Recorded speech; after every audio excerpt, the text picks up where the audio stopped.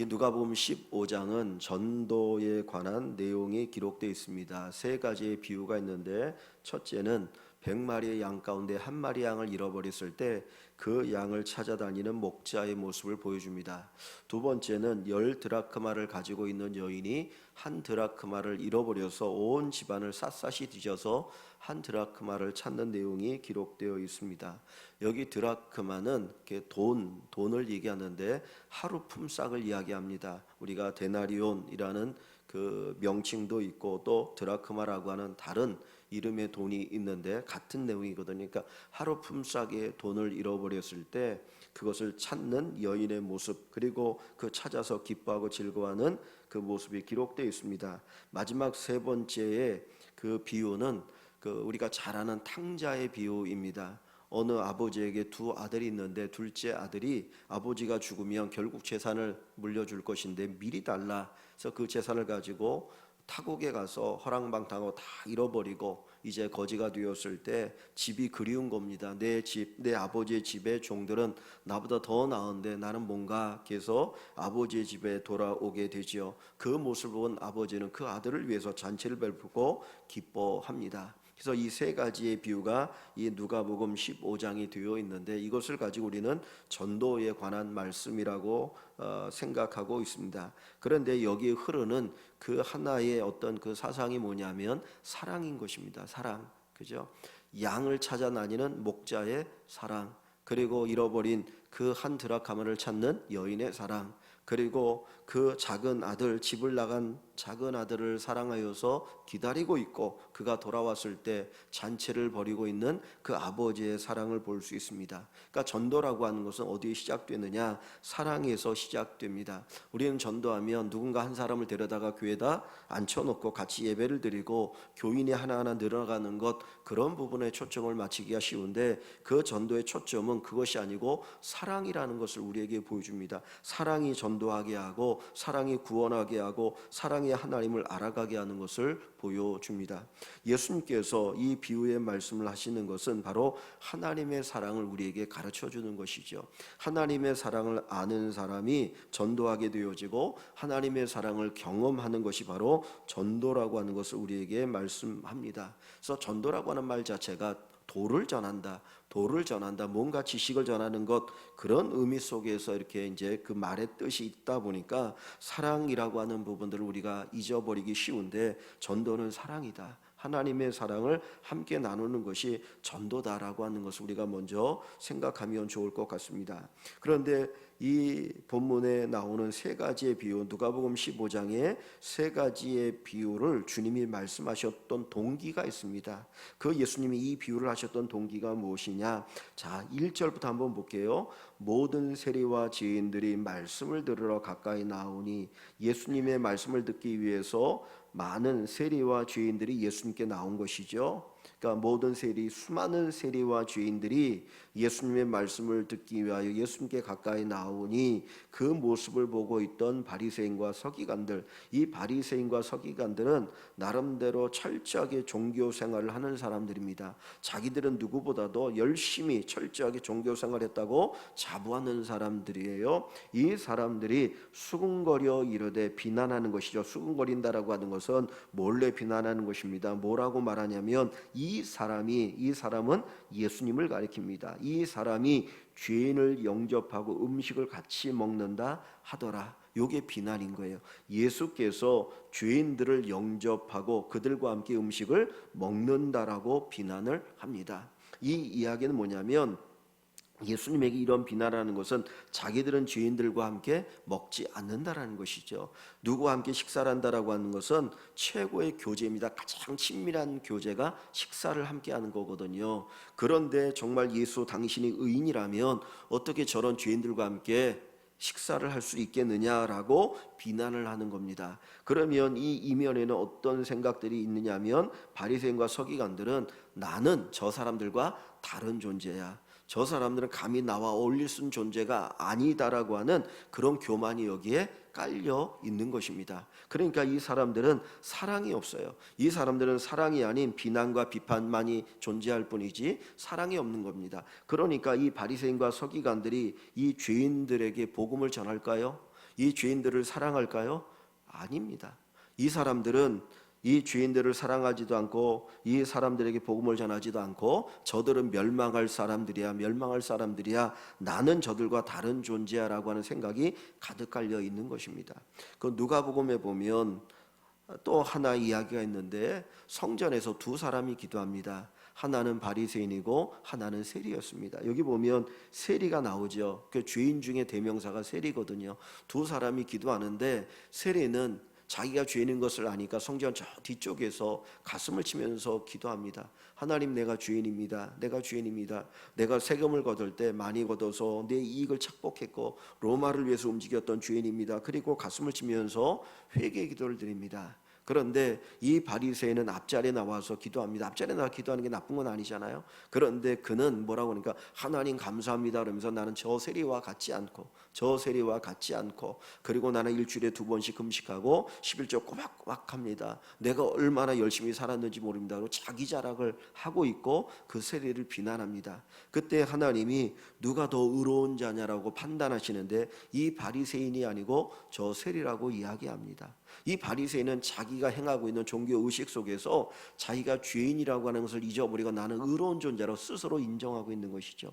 그런데 세리는 자기가 죄인인 것을 깨달아서 하나님 앞에 그 죄를 고백할 때 하나님은 그 사람이 진짜 더 의로운 존재다라고 얘기합니다. 그러니까 어떻게 보면 외적인 형식, 행위 때문에 자기 내면에 있는 부끄러운 모습들, 죄된 모습들을 깨닫지 못하고 그것에 대한 고백이 없기 때문에 그는 하나님 앞에 의인으로 설 수 없었던 것이죠. 이 바리새인과 이 서기관들이 바로 이 죄인들을 비난합니다. 이 세리와 죄인들을 비난하는데 이 죄인이라고 할 때는 두 가지의 모습이 있어요. 하나는 우리가 아는 것처럼 도덕적인 행동하지 않고 도덕적으로 파괴적인 행동을 할 때, 그죠? 그러니까 비난받을 일을 할 행동을 할 때 그 사람을 죄인이라고 얘기합니다. 또 이 당시에 죄인이라고 하는 건 뭐냐면 어떤 직업이 천할 때 세리라고 하는 직업은 너무나 다 알고 있는 그런 부분이기 때문에 이제 죄인이라고 생각하는데 목자도 죄인이다. 피역공도 가죽을 가지고 뭘 만드는 것도 죄인이라고 이야기합니다. 그러니까 직업이 천하면 그 사람을 죄인으로 취급하는 거예요. 그러면서 내가 어떻게 저런 사람들과 함께 있을 수 있느냐? 오늘날도 좀 그런 모습들이 또 우리나라 사회에도 있지 않습니까? 직업의 귀천을 따지면서 직업이 천하게 생각하면 그 사람을 무시하고 경멸을 하지요. 그러니까 이 바리새인과 서기관들이 바로 이 죄인 예수님께서 영접하고 같이 식사를 한 그 사람들을 향하여 비난을 하는 거예요. 그때 주님께서 그 비난의 소리를 들으시고 그 바리새인과 서기관들에게 하신 비유의 내용이 바로 이 말씀입니다. 어느 목자가 양이 100마리가 있는데 저녁에 세어보니까 한 마리가 없더라. 그러면 목자가 그 한 마리 내버려 두고 가만히 있는 것이 아니라 그 양들을 우리에 두고 그 한 마리의 양을 찾아 나선다. 그리고 찾으면 기뻐서 돌아와 사람들을 불러 모아놓고 함께 잔치를 벌인다는 이야기를 합니다. 이 이야기가 누구의 이야기예요? 하나님의 이야기인 거예요. 하나님의 이야기. 그 목자는 하나님을 이야기하는 겁니다. 10 드라크마 가운데 하나를 잃어버려서 찾았을 때 기뻐하여 같이 잔치를 벌이는 그 여인은 바로 하나님을 얘기하는 것이고, 그 아들 둘 가운데 그 둘째 아들이 탕자가 되어서 아버지의 사랑을 다 허랑방탕하였지만 깨닫고 돌아올 때 그 아들을 기쁨으로 맞이하고 잔치를 벌여주는 아버지가 누구냐? 하나님이라고 하는 것을 보여줍니다. 그러면서 결국 뭘 얘기합니까? 하나님은 이런 사랑의 하나님이시다. 어떤 나름대로 의인이라고 생각하는 그들에게만 사랑을 베푸는 것이 아니라 죄인들에게도 하나님은 사랑을 베푸시는 분이시다. 그것을 가르쳐 줍니다. 그래서 산상수훈에서 예수님이 말씀하시죠. 하나님은 의인과 악인에게 똑같이 햇빛과 비를 내려 주신다. 사랑의 하나님이기 때문입니다. 우리는 편견을 가지고 있고 사랑하지 못하니까 누구는 사랑하고 누구는 미워합니다. 나를 향해 잘해주는 사람은 사랑하고 그렇지 않은 사람 미워하는 경우가 우리에게는 있지만 하나님은 그렇지 않고 다 사랑하신다는 거예요. 죄인 하나 그 모두가 하나님께서는 귀하고 소중하기 때문에 그들이 돌아오기를 원하고 그들을 찾으시고 그들에게 구원의 복음을 전하시고 그들을 축복하시는 것이 바로 하나님이심을 우리에게 말씀하여 전하고 있습니다. 그래서 전도라고 하는 건 뭡니까? 하나님의 사랑의 마음을 품고 그 사랑을 나누고 전하는 것이 전도입니다. 우리가 복음을 전해야 된다고 하는데 왜 복음을 전하는 것이 전도라고 이야기합니까? 전도가 사랑이라면 그 복음이 인간이 들을 수 있는 최고의 축복의 말씀이기 때문입니다.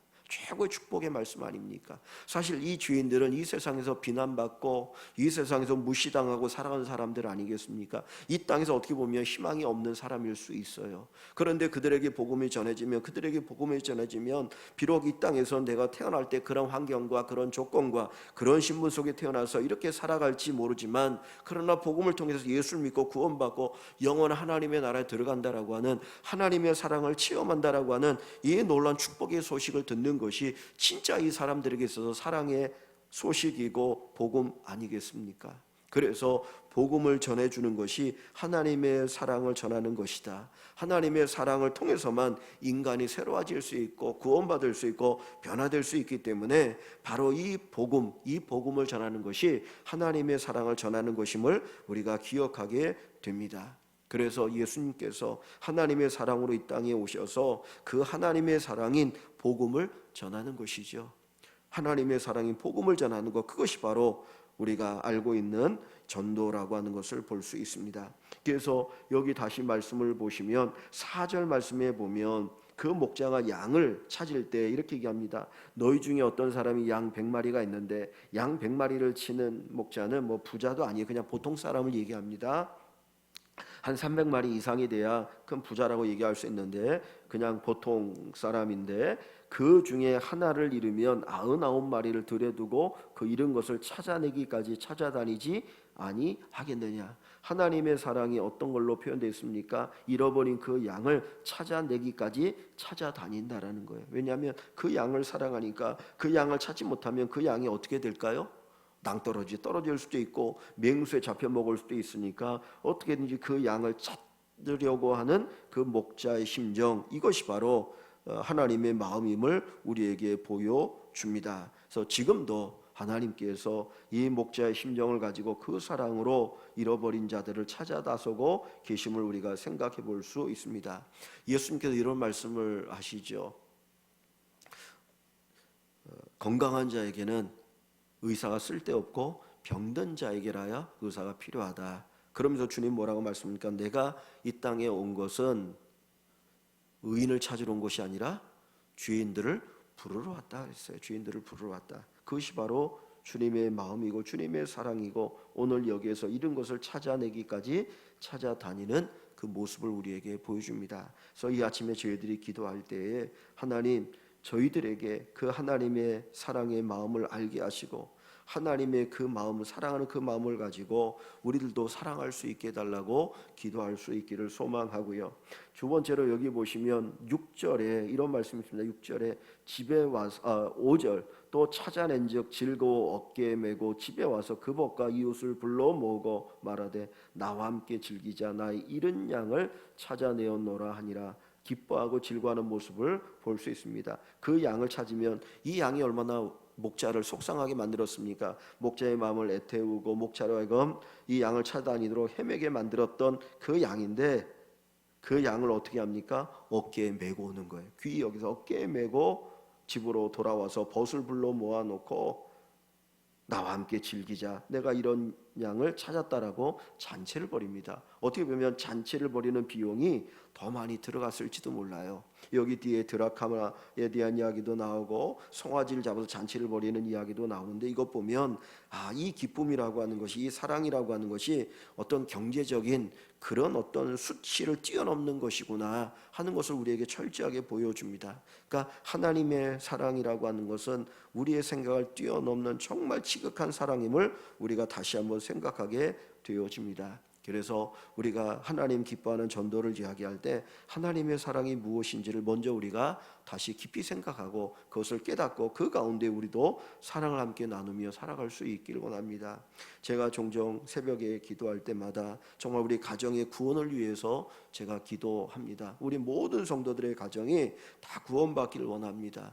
자녀들이, 부모님들이, 형제들이 구원받기를 원합니다. 왜? 우리가 특별히 더 사랑하는 사람들 아닙니까? 우리가 사랑하기 때문에, 내가 사랑하는 사람들이라면 정말 하나님의 사랑을 체험하고 그 사랑을 통하여 구원의 은혜를 누리며 살아가야 합니다. 그래서 하나님 앞에서 우리가 다른 많은 사람들을 위해서, 그분들의 구원을 위해서도 기도하는 것이 너무너무 중요하고 소중하지만 우리 가족의 구원을 위해서도 간절히 기도할 수 있기를 소망합니다. 그래서 하나님이 우리에게 은혜를 주셨는데, 내게 은혜를 주셨는데, 하나님 나뿐만 아니라 우리 온 가족이 다 구원받고 이 하나님의 사랑을 체험하게 해달라고 기도하시기를 바랍니다.